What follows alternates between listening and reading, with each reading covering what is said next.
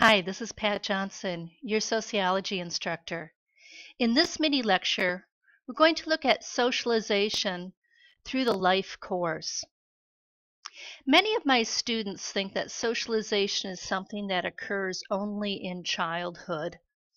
In other words, when we are young, we are raised by a family, encounter a peer group, go to school, and that's about it for development of a sense of self.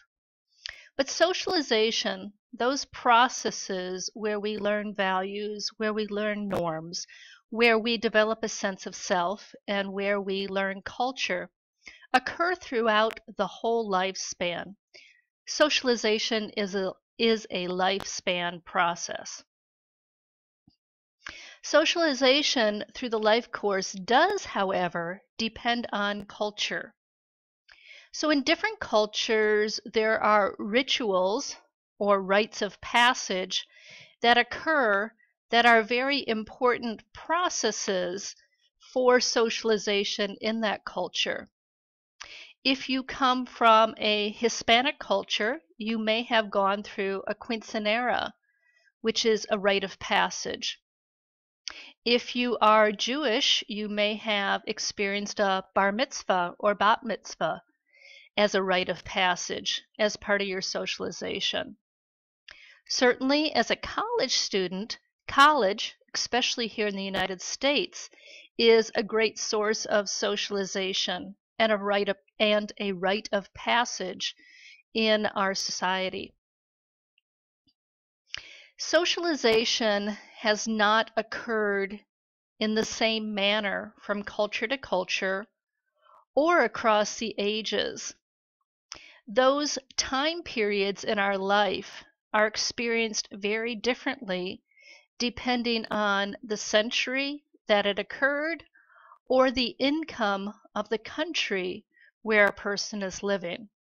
Let's take a look. Childhood is very different in earlier societies versus modern societies. If you take a look at medieval paintings, children often have very adult faces and features. They look a little strange. This is a reflection of how childhood was viewed in earlier societies. Infancy was prolonged, and then in what we would consider childhood, children actually started working and becoming an economic asset to their families. So, for example, in our society, child labor was very prominent, be it agriculture or in the textile industry, as seen in the picture in the upper right-hand corner. The little girl at the bottom of the screen is a child in a lower economic level country who is engaged in agricultural child labor. In our society, childhood is seen as a time for play, a time for education. But please remember, that's not how it is in all parts of the world, and it certainly isn't how childhood was across the centuries. Teenage years are also vastly different depending on the time period that you lived in or the economic conditions of the society you currently live in.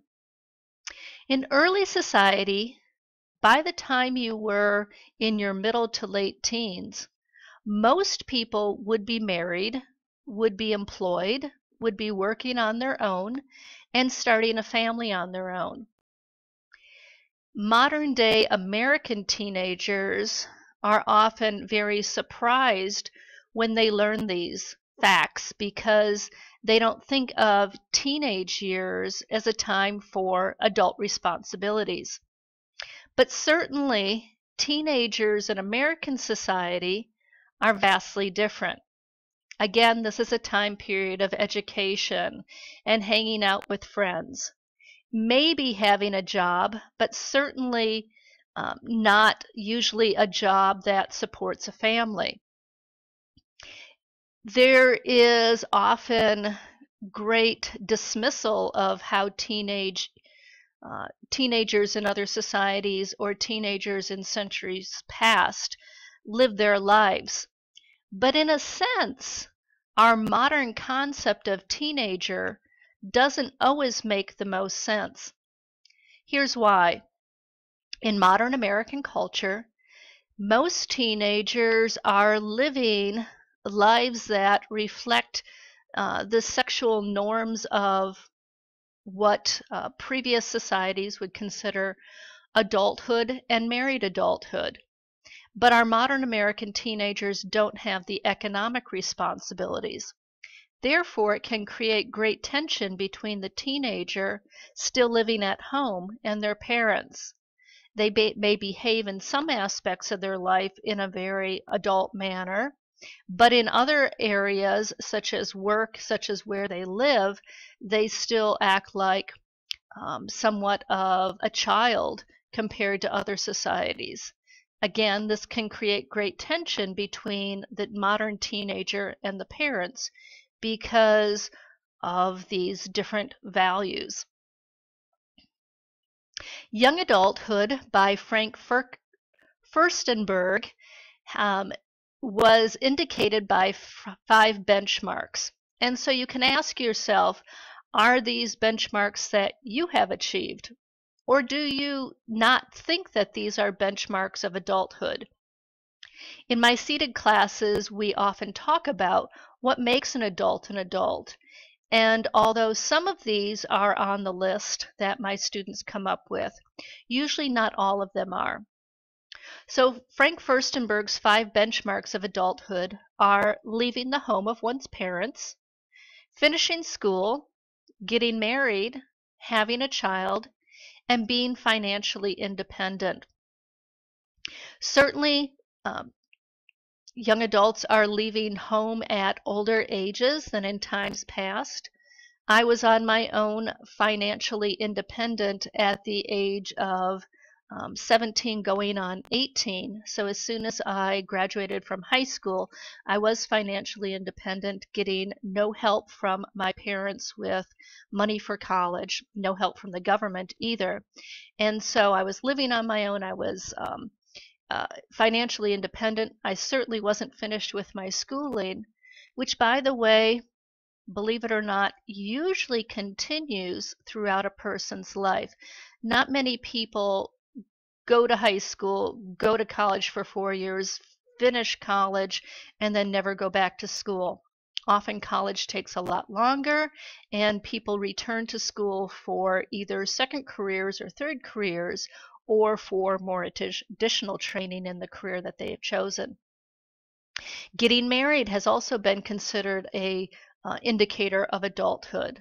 But again, this has changed where many young adults nowadays, or many young people nowadays, don't consider marriage as a necessity for being an adult and would either live independently or be living together without marriage. Having a child has also been an indicator of becoming an adult in some societies and in ages past. Again, many of my students who are young adults or who are in school say that they don't want any children at all. And we'll talk about this topic later on when we get to the topic of the family. Being financially independent is usually, by most people's accounts, one of the factors that indicates adulthood. Socialization also occurs in midlife, where we assess the past and prepare for the second half of life. So as somebody who is in their late 50s right now, I'm thinking about retirement and when that's going to occur. So I'm assessing my career and I'm preparing for, wow, I probably won't live another 57 years, the next few decades of life.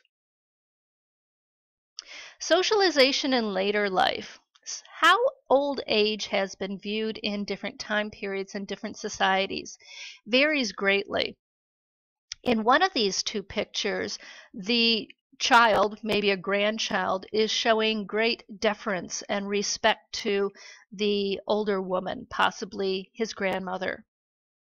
On the other hand, the meme in the other corner of this slide is showing how adulthood, later adulthood, old age is viewed by many people in modern day societies, where old age is seen as a time of certainly not being able to use technology, not being up with the latest and greatest aspects of society, and being somewhat of a bumbling fool. Old age has changed drastically in how it's viewed across the lifespan for different societies and different centuries. So, what I want you to think about is how your life is going on, how you were socialized in your early childhood, in your teenage years, and what you can expect from socialization as time passes.